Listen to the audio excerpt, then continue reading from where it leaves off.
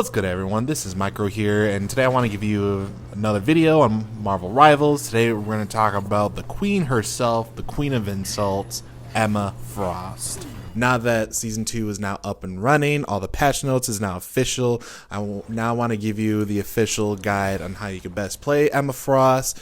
And I just wanted to hold out just in case the developers might have done any last minute patch notes or last minute bug fixes or anything before the official season started. So that's why I'm dropping the guide video today, so that you guys could quickly kind of get as much information as possible on how to play with Emma Frost, what her abilities are, what are some good synergies with her, but also, more importantly, what are some of the weaknesses when you are playing as Emma Frost. But to start things off, let's quickly just gloss over her basic abilities and what they do. I'm not going to read over the details. If you want to read over the details, you can do so on the website or in-game. But basically, she shoots a beam as her primary fire. If she goes into her diamond form, then she eventually becomes like a falsetto melee tank character, where her basic abilities does melee damage. On top of that, her first ability, she can basically, shoot a beam out, and if you hit an opponent with it, it kind of creates like a special structure where you can do damage to the crystal, and it also does damage to the person as well. Also, the fun fact, if you do damage to both of them at the same time, you do double the damage. So it's always really nice to line your shots up along with the crystal at the same time as you're aiming at the person. Not always able to do that all the time. During team fights, things are chaotic, but it's always nice to know that. Her other ability is her form of a shield, diamond shield. What makes it unique about this one, it kind of reminds me of Sigma's shield from Overwatch and Overwatch 2, where you can literally just hold the button and the shield can go out indefinitely. So it's kind of nice for you to plug and play where you want to place your shield at, the longer you hold it. And also you can either cancel it altogether, recall it back, or you can just hit the ability again once it's off cooldown and just reapply that shield. It has a 500 defense value, so definitely keep in mind. Similar to Doctor Strange's shield, where once it breaks, it takes a little bit for it to regain its value back up before you can use their shield again. And then lastly, her ultimate ability, she is able to create this ionic wave that does damage, but what's unique to her is that any enemy heroes that gets hit within that wave after a certain period of time, that little bar above their head kind of starts to glow and then become hypnotized, per se, where they just start walking towards you. It's definitely a unique CC move, special to just Emma Frost. I'm definitely liking that aspect to her ultimate. There's a lot of ways you can create some combos around that debuff when she does proc her ultimate, similar to how Doctor Strange and Thing players could create combos around their ultimates, because they can just apply a long stun duration on the enemies they hit. And that's pretty much the basic abilities of Emma Frost. The next part that I want to talk about is her advanced application on what you can do with Emma Frost. I'm going to just use infinite abilities on this part, but there's already been like some basic combos flying around on the internet ever since the showcase videos and tutorials has came out from the last live stream that went on.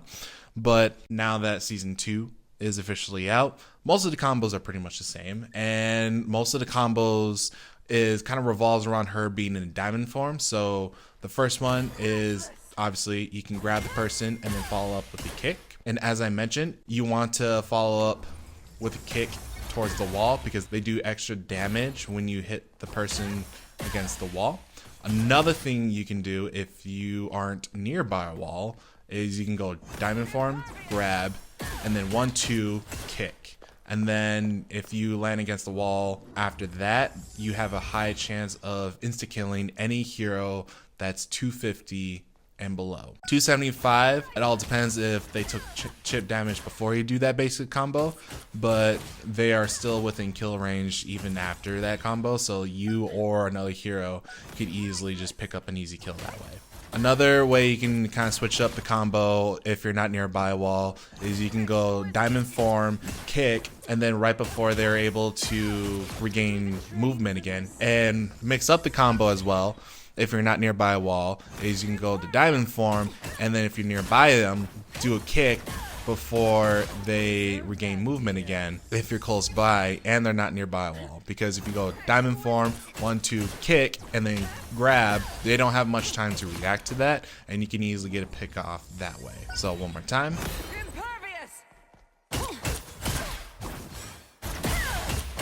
And that's how you can do a kill without a wall. You can do combos without the diamond form. So if you're just focused on the poke damage and you just want to be a damage dealer from mid to close range, then you can easily do shoot this, and then just like I said, make sure you maintain your beam around the crystal so you do double damage towards the enemy hero because you're shooting the beam and the hero at the same time. Or you can easily do this diamond form, and then you can just do the grab move to close the distance and then finish off using your other melee moves that way. So there's multiple different ways you can combo off with Emma Frost. Another combo you can do if you really want to do some high-end burst damage is before you cast your ultimate, do this move, which is called the Psychic Spear, as says right there. You cast this first, and then you cast your ultimate. The person you cast that Psychic Spear to, they die so much quicker because you're hitting both the crystal and them at the same time. So if you're either A, really want to close the gap between you and a tank, and you just want to do high amount of burst damage to a tank before they pop their ult or before they can support, you know, their teammates, then you can just use that Psychic Spear and then cast your ultimate to really burst them down and really kind of get them low enough for a kill or for your teammates to do a pick. Or if you really want to shut down any one of their supports, you can do that as well. And I think with the supports, you'll have a much easier time, obviously, because they have less HP. But it's the same song and dance. Whoever you cast this combo at, you have a really high chance of just getting a pick off that to really shut someone down. Another thing I want to mention for Emma Frost and her diamond form, as you notice, you got 8 seconds to be in diamond form before she reverts back to her normal form. But the reason why I want to say that first is when you're using your primary fire outside of diamond form, you see the bar on the bottom, it kind of builds up. She's similar to Zarya in Overwatch and Overwatch 2, where the more that you can land your hits on the enemy, and as the bar fills up, she'll eventually do much more damage. So you can do high burst damage by poking the enemies from afar, so as long as you can keep the bar maintained at 100%. And one way you can do that is once you reach 100%, it's going to take 4 seconds, and then it's going to start decaying. But you can extend the duration of having your uptime from 4 seconds to almost 16 seconds by, in diamond form, the 100% stays the same. And then after you go back, then it's going to start to decay. So that's how you can extend the duration of your meter on the bottom so you can maintain high damage if you really want to maintain that poke game mentality. But if you really are either A, want to be more of a melee tank duelist, or you want to mix it up, then it's just information that's nice to know. But this is definitely how you can definitely do high damage while playing as Emma Frost, by making sure that your meter on the bottom stays at 100% as long as possible. So even like during the team fight, you see this, you can go into diamond form, reposition yourself, and then go back into human form, and then you can just continue doing what you're doing. You're just doing damage. So that's definitely a technique that you definitely should know if you really want to master Emma Frost's kit.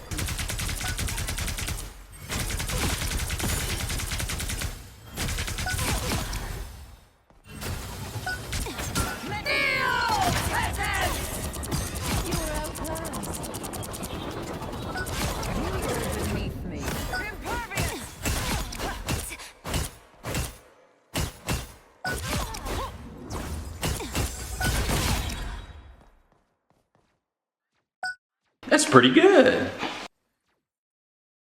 Now, the next part of the video that I want to get into, I want to go over the types of team synergies you can do with Emma Frost, whether you're playing as Emma Frost with other characters or you're playing with a teammate who's also playing as Emma Frost. Also going over certain map advantages and disadvantages based on her playstyle and her play kit and what you should pay attention to depending on what type of composition you are fighting against when you're playing as Emma Frost. Now, I've been trying my best to get some gameplay footage, whether it's through competitive play or through quick play matches, but it seems like everybody and their mothers has been picking her very quickly, and I don't doubt it. She's a new character, she's a new hero, but the way that the developers have designed her, we've been getting players like Yeah, boy.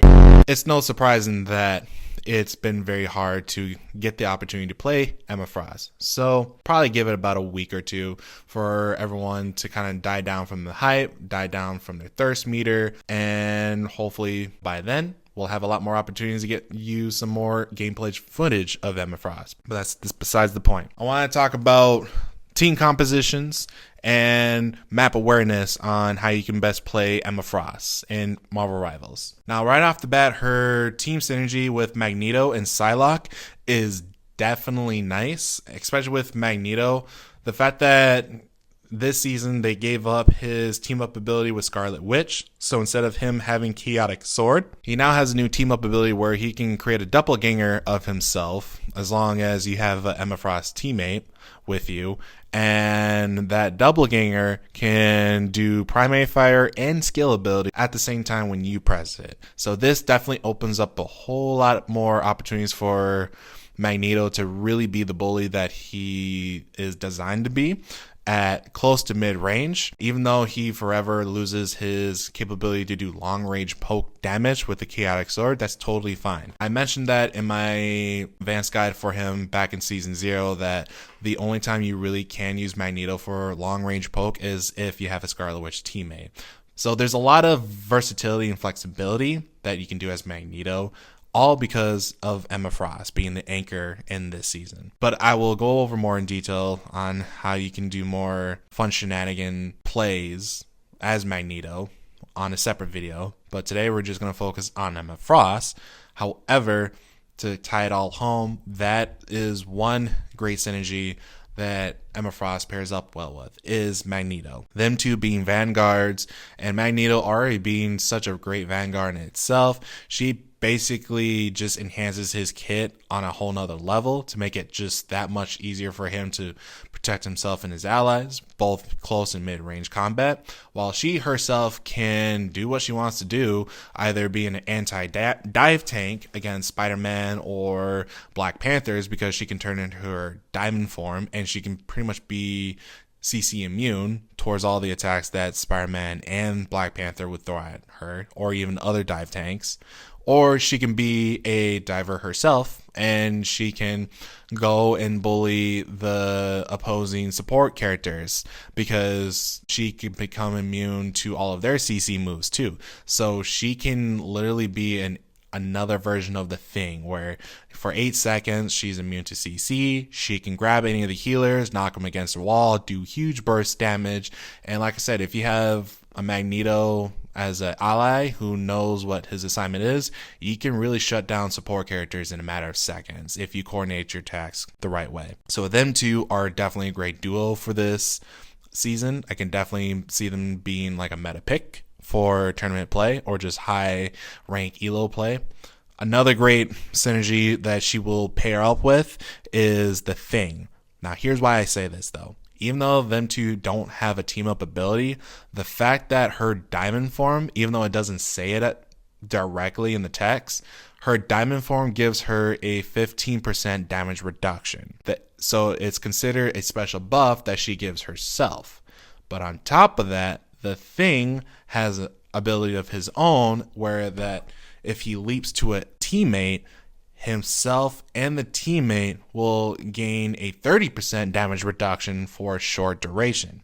Now, where I'm getting at with this is it should stack because it's considered two separate buffs from 2 separate scenarios. Whereas you're in diamond form, which is like a special buff to herself, you get the 15% damage reduction. Then you can stack it with the Things ability that gives her further damage reduction. So she would almost be impossible to kill during those 8 seconds. That means that during a heavy team fight, she doesn't need to throw any shields at herself or anything. She just needs to pop into diamond form, and then she can just hyper focus any support character or DPS hero during that time without worry about dying so fast, because she is just super sturdy on the amount of damage reduction and the fact that she doesn't have that much HP. DPS heroes like Wolverine or Scarlet Witch, who does damage by HP percentage, well, that damage won't increase or decrease simply because her HP doesn't change. It's the damage reduction she got. So that's another team synergy that I can definitely see some great play with her and the Thing. Once I can test it like with some actual match gameplay and I can see the numbers for myself, I can definitely prove it to you guys in a YouTube short, but on paper that technically should work. But if someone has the answer for that already, definitely let me know in the comments below. And because she has a shield similar to Doctor Strange, another great team synergy that she can pair up with is long range snipers like Hawkeye, Black Widow. Now that she got the necessary buff she needs to actually be a viable good DPS hero as a long range DPS sniper, or even Hela, who can thrive being a long range sniper or even a mid range damage dealer. Those type of heroes would definitely pair well with Emma Frost, simply because one, she can throw out a shield anywhere that she needs to. So if she's not close to them, she can easily throw a shield nearby them so that Hawkeye and those other DPS heroes can just stay where they're at longer without being worried of being poked from afar from other DPS heroes. And because they have such great high damage capabilities, because they don't have much of a damage fall off because of their long range damage potential, you just kind of provide much more value to them by keeping them longer on the battlefield with your shield. Or if you are close by them, you can definitely act as an anti-dive tank, so that if you see like a Black Panther, a Winter Soldier, a Spider-Man trying to go after your long range DPS heroes, you can easily turn into your diamond form, shut them down completely, because again, during that 8 seconds you are CC immune, so that they can help you pick them off, or they can pick off other heroes from afar. You can take out the dive tank heroes that's going after you or your long range snipers, and that's a great synergy in itself. Now, if we're talking about map awareness, because of her kit and what she can do, she definitely thrives in close quarter combat. Even though her close quarter combat capabilities is 8 seconds because of her diamond form, she can actually thrive fairly well in close maps. And her normal form is doing basic poke damage, because her basic poke damage, she can only shoot 15 meters away, so she can't damage anybody beyond that. So that definitely puts her in a category of mid to close range damage dealers, similar to Magneto. So it's definitely best putting her in close quarter maps, because you have a higher chance of keeping the enemy heroes close at bay and close to you, and they can't run away that far, because either if you're fighting in a Hydra base map that has a lot of walls or hallways, you can easily go into your diamond form and you can choke them, knock them down, and then kick them to the wall for high burst damage, and you'll have almost an impossible chance of missing because there's walls all around you. Or because you're in a close quarter map, you can consistently do poking damage, you can stay your distance, your allies will be close by, so you can easily jump into the fray and help them out if you notice one of them is getting into trouble, because she has some mobility, but it's not the greatest. Her only mobility move is her grabbing move while she's in diamond form. Other than that, she's similar to Magneto, where she has no way of escaping battle at all. So that's why having a close quarter map allows you to stay close to your teammates, or if you are getting into trouble, chances are there should be a med pack somewhat nearby, so you can easily just go grab that med pack and then jump into the fight relatively quickly without much lag time.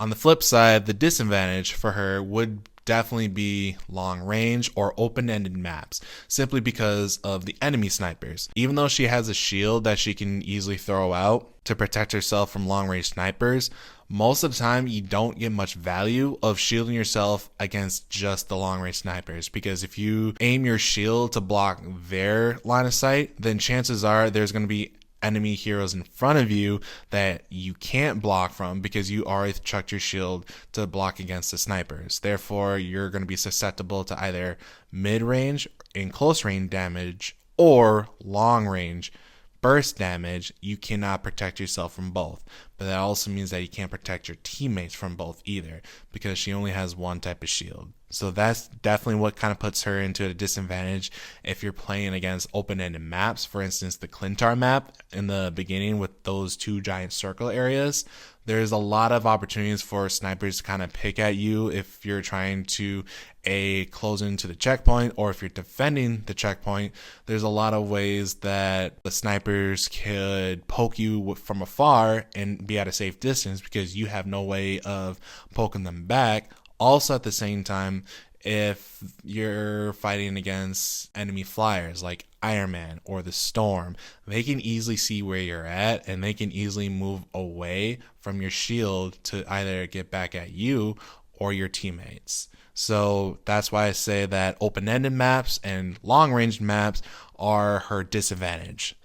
But if you still end up choosing Emma Frost on those type of maps, just be aware on the uphill battle you're about to face. All right, so that's pretty much it for this video. I definitely want to say that she's definitely like a standard type of tank. Even though a lot of her moves are flashy, she's just a standard Vanguard that can easily protect her allies with a shield. She shares a little bit of similarity to Sigma, as I mentioned, that you can position your shield however far out as you want, the longer you hold it, or however close that you hold it. What makes her unique is that she can go from mid-range to close range combatant with her diamond form. But obviously, since this is just weekend 1 of Emma Frost, there's definitely going to be some other new tips and tricks that's going to be unraveled throughout the season, and me and other YouTube creators will definitely give you videos when that is discovered. But if you like today's video, don't forget to leave a comment. Let me know if you are one of the lucky ones who are managing to get some play time with Emma Frost, either in quick play matches or even competitive matches. Definitely let me know how you are faring playing with Emma Frost in either of those game modes. Do you think she's going to be like your new tank for this season, or just a new sub tank to partner up with your main tank? I definitely like to hear your thoughts down in the comments. But if you definitely want to hear more thoughtful content like this for future Marvel Rivals content on your favorite heroes, definitely leave a like and subscribe. It'll definitely help me out with the algorithm and push my video out to other people who wants to learn more about Emma Frost from different perspectives, get new tips and tricks on how they can best improve their gameplay with her and hopefully climb the ranks higher. This is Mikerotastraphy, and I'll catch you guys later.